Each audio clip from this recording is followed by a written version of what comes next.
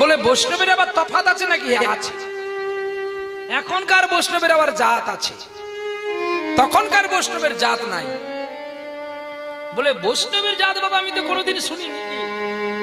আমিও শুনিনি, তাহলে আজকে কি হয়ে গেল? না হবে আছে না কি কি না দেখো, এখন দেখবেন অনেকে নতুন করে যারা বাবাজি হয়েছে সকাল বেলায় জুতো পরে মর্নিং ওয়াক করছে। এই একজন বাবাজি, আর একজন বাবাজি হাতে ঝোলা নিয়ে ব্যাগ নিয়ে সবঙ্গের হাটে গেছে, ফুলকপি জিজ্ঞাসা করে। সর্বনাশ! এই বাবাজি বলে সর্বনাশ, এই কয় কথা কেন? আগে বলে ফুলকপি কত করে? না 40 টাকা পিস। 20 টাকা করে, 10 টাকা করে আমাদের নবদ্বীপে। তুমি কি বলো 40 টাকা? নবদ্বীপে কিনে খাও। এই বেগুন কত করে? 30 টাকা। এই 5 কিলো ভরে নে রে, ভরে নে। আরে কালকে 60 টাকা করে শুনেছি। না গো দাদা, দাদা বোকা আছে। এই জন্য 30 টাকা কয় যা। তাহলে নামের ঝোলা হাতে, বেগুন আর ফুলকপি জিজ্ঞাসা করি বাজারের মাঠে। তুমি কেমন বাবাজি? তুমি ঢং দেখানো বাবাজি, না সং সাজা বাবাজি, না সত্যিকারের ডাকার বাবাজি? ওই জন্য তোমাদের দেখে মানুষের ঠাট্টা করে, টিটকারি করে। কোথাও দেখাতে পারবেন পুরাণে আছে, গ্রন্থে আছে যে তোমাকে বলেছে গ্রন্থ যে তুমি জুতো পরে নামের মালা হাতে নিয়ে বাজারে যাও বাজার করতে? সাধন যদি করবি গোপনে কর। সাধন কথাটা, সাধনের তত্ত্বটা কাউকে দেখাতে নাই। তাহলে তো ধ্রুব বাজারের কাছেই তো, সেই রাজপ্রাসাদে বসেই তো গোবিন্দকে লাভ করতে পারতো। সে বনে গিয়েছিল কেন? প্রকাশিত ভাবে প্রকাশ করেছিল একমাত্র প্রহ্লাদ মহারাজ। তিনি বলেছিলেন অনিলে অনলে সর্বময় হরি বাবা, তুমি যেখানে খুঁজবে আমার ভগবানকে পাবে। তাহলে সেই সাধনটা আমরা করি। আবার কেউ বলবে আমি ইস্কনের দীক্ষিত, তোমার হাতে খাবো না। বৈষ্ণবের জাতগুলো শুনে নেন। আবার বলবে আমি গৌড়ীয় দীক্ষিত, যাত্রার হাতে খাই না। কিরে, স্ত্রী দীক্ষা পেয়েছে তো না তুই একা নিয়েছিস? স্ত্রীর দীক্ষা না হলে স্ত্রীর কাছে ঘুমাস কি করে, তার হাতে খাস কি করে? হ্যাঁ হ্যাঁ রে, তুই যদি যাত্রার হাতে না খাস, তোর শরীরটা কি দিয়ে বানানো? মাংস না পাথর দিয়ে রে? তোর শরীরটাকে শুদ্ধ করেছিস তো? এই মাংসটা গোবিন্দ সেবায় লাগবে তো? তাহলে তুই সাত্ত্বিক, নালে তুই সাত্ত্বিক নয়।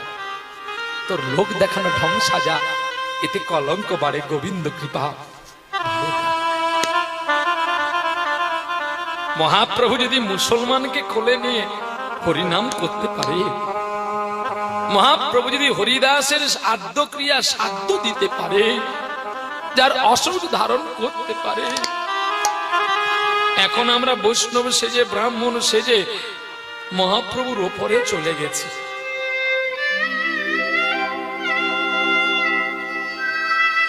এটা জানবেন, আপনি ইস্কনে দীক্ষিত নিতে গেলেও আপনি যে স্টেশনকে যাবেন, যে গৌড়ীয় মঠে দীক্ষা নেয় যে সেও সেই এক স্টেশনে যাবে, যিনি কুলগুরু দীক্ষা নেয় যে তিনিও এক স্টেশনে যাবে, যিনি আপনাদের গোপীবল্লভপুরে শিপাট বাড়িতে দীক্ষা নিয়ে যে তিনিও সেই বাড়িতে যাবে। নিতাই গৌর হরি বল, হরি বল।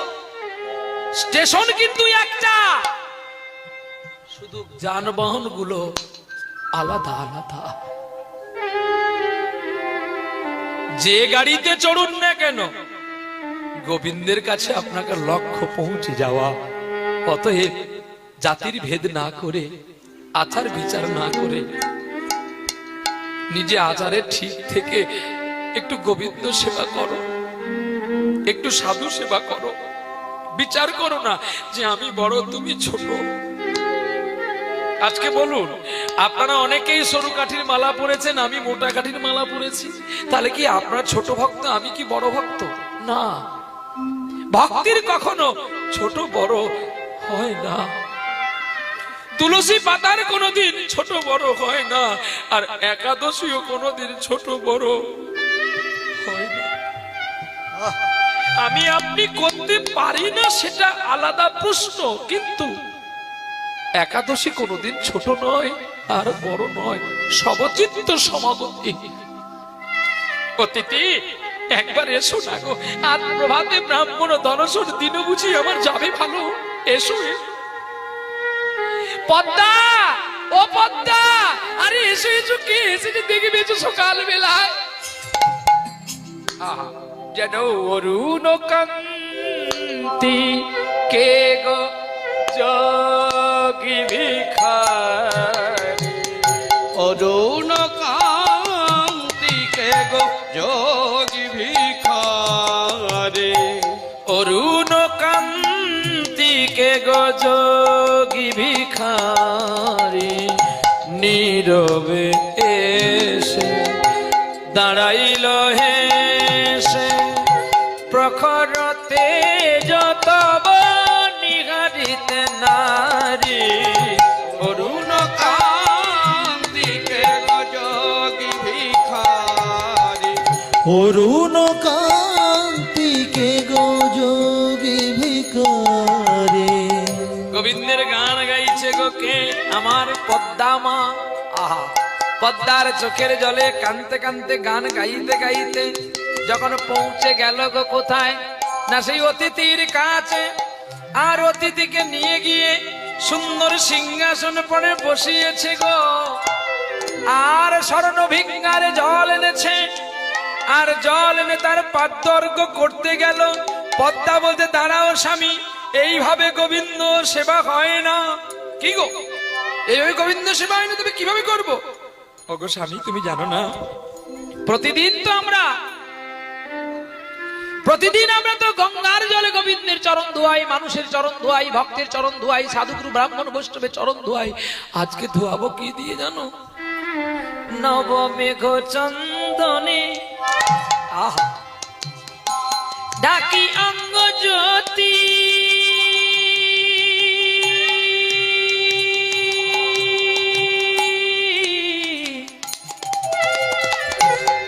জ্যোতি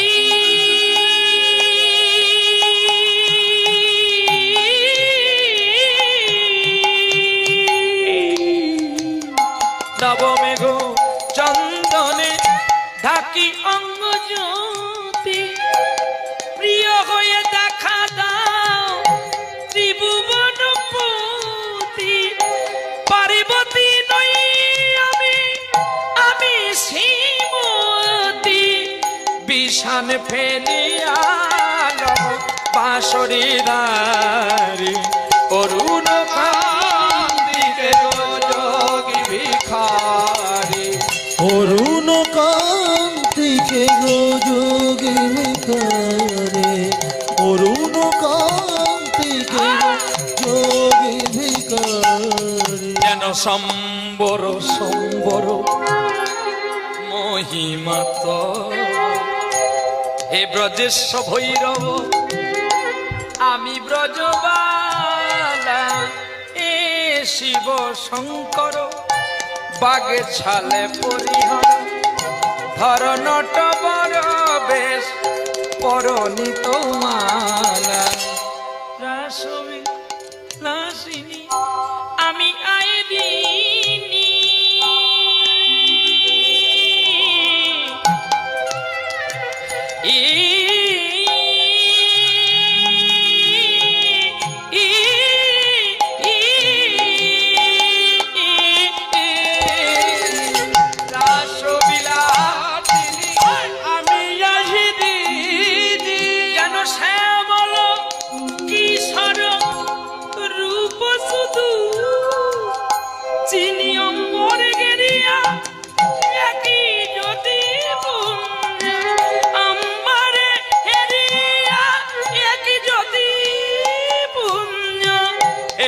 গিরিরাজপতি কোথা গিরিধারী, অরুণ কান্তিকে গো যোগী ভিখারি, অরুণ কান্তিকে গো যোগী ভিখারি, অরুণ কান্তিকে গো যোগী ভিখারি।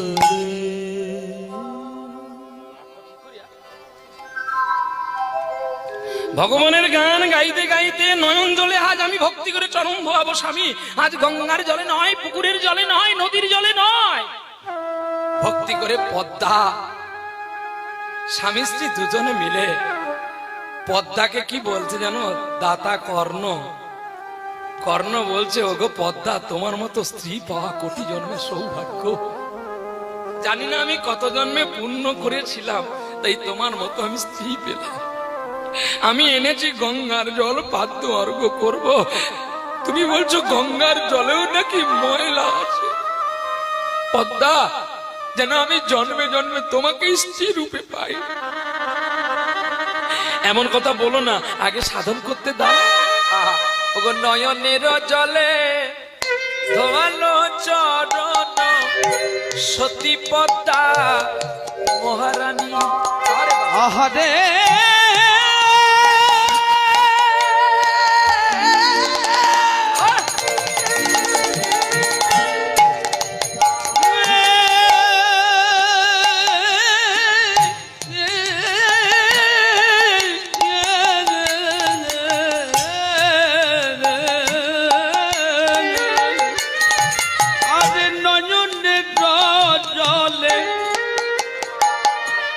আরে ধুয়ায় যত্ন করে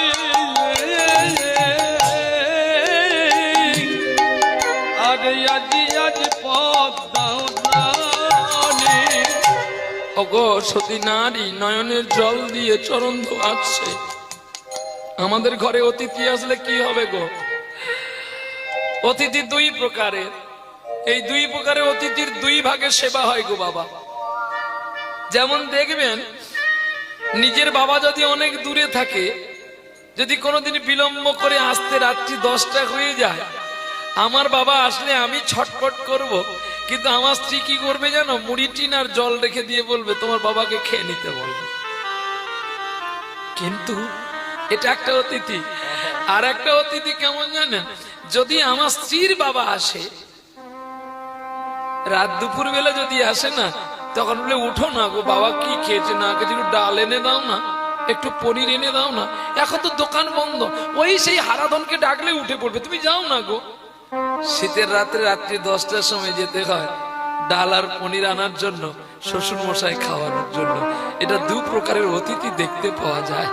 আজকে ভাগ্যের পরিহাসে আমাদের মতো ভগবান কেন পুত্র জন্ম দিল বলতে পারো? যদি আমরা মেয়ে হতাম, আমরা শাসন করতাম। আজকে পুত্র হয়ে নিরুপায় আমরা, প্রতিটি ঘরে ঘরে সন্তান। বাবা মার সেবার কথা বললেই যে আমাদের ঘরের স্ত্রীদের যেন মনটা কেমন হয়ে যায়।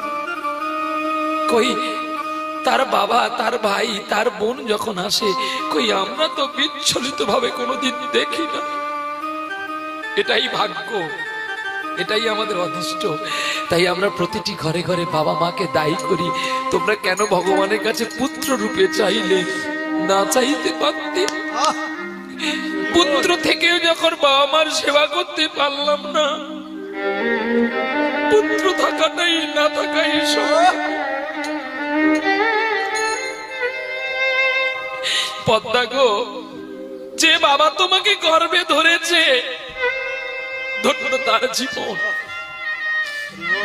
চোখের জল দিয়ে পদ্মা সতী মা অতিথির চরণ সেবা করে দিলেন, কেশ দিয়ে চরণ মুছে দিলেন, চরণামৃত পান করলেন, আর সারা রাজভূমি ছড়িয়ে দিলেন। বলছে বাবা ঠাকুর, এবারে আজ্ঞা করো, আজ মধ্যাহ্নকালে আমার বাড়িতে দুটো অন্ন সেবা করো বাবা। করতে পারি, 7 দিন আমি অন্ন পাইনি, আজ দ্বাদশী তিথিতে আমি ভাবছি তোমার বাড়িতেই দুটো অন্ন পাবো। কি আনন্দ, কি আনন্দ।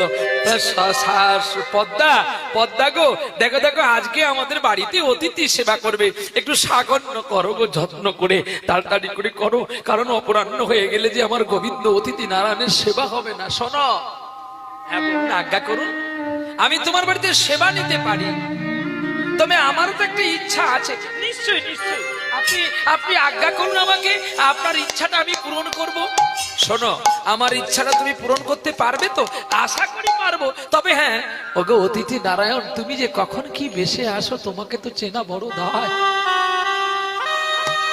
আমার যদি আমার সাধ্যের মধ্যে মধ্যে থাকে আমি নিশ্চয়ই দেব। শুনেছি নাকি তুমি দাতা কর্ণ, তোমার কাছে যে যা চায় তুমি তাকে ফেরাও না। তবে আমার মনে বড় সংকল্পের আশা, যেটা আজ পর্যন্ত কেউ আমায় দিতে পারেনি। তাই তোমার কাছে আসলাম, তুমি বড় দাতা বলে, তুমি বড় দানী বলে। না না না, এই কথা বলবেন না। দান আমি করতে পারি না, আমি কোনো দাতা নয়। দাতা আমার পরম পুরুষোত্তম ভগবান, আমি তার সেবক বা চাকর। শোনো, আমি যে দানটা চাইবো, আজকে আমি তোমার বাড়িতে যেটা সেবা করব, তুমি যদি দিতে পারো তাহলে আমি সেবা করব, তাহলে আমি সেবা করতে পারবো না। আমি কথা দিলাম না, আমার সঙ্গে ত্রিসত্য অঙ্গীকার করো। যদি তুমি ত্রিসত্য অঙ্গীকার করো তাহলে আমি তোমার কাছে কথাটা তুলে দেব। দানবী দাতা কর্ণ তো আর ছাড়নেওয়ালা নই। তিনি প্রতিজ্ঞা করে নিলেন প্রভুর চরণে ছুঁয়ে, এই সত্য, এই সত্য, এই সত্য করলাম। বলো কি চাই আপনার মনে, আমি কি দিলে আপনি আমার বাড়িতে সেবা গ্রহণ করবেন বলুন। শোনো অতিথি, কথা বললেন গোবিন্দ নিজে ছদ্মবেশে এসে বলছে, ওগো কর্ণ, আমি একটি মনে অনেক দিনের সংকল্প, একটা 5 বছরের ছেলের মাংস আমি সেবা করতে চাই। যদি তুমি আমাকে কোনো 5 বছরের বালক তোমার স্বামী স্ত্রী দুজনে মিলে কেটে রান্না করে দিতে পারো, তাহলে আমি তোমার বাড়িতে সেবা নিতে পারি দুপুর বেলা। শোনার সঙ্গে সঙ্গে যেন দাতা কর্ণের মাথায় বজ্র পড়ে গেল।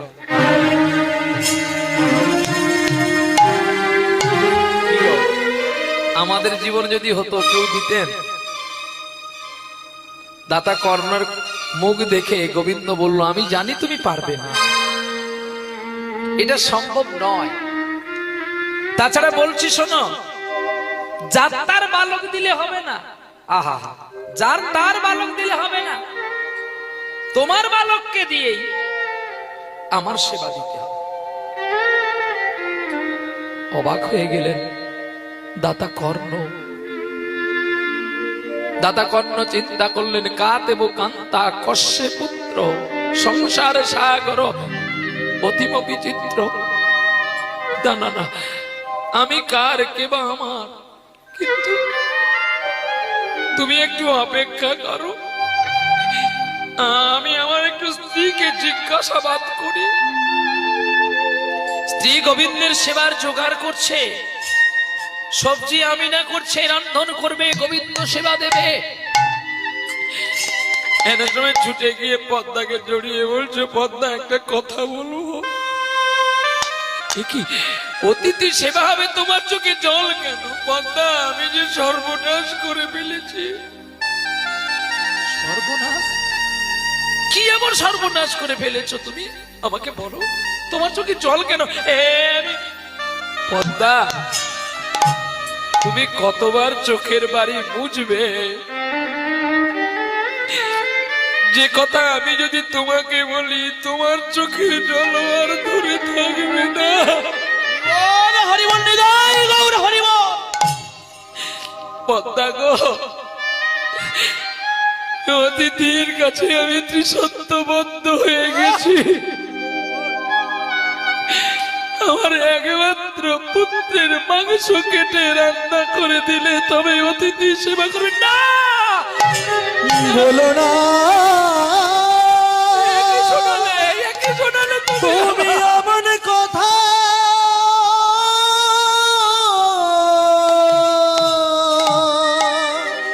বলো না।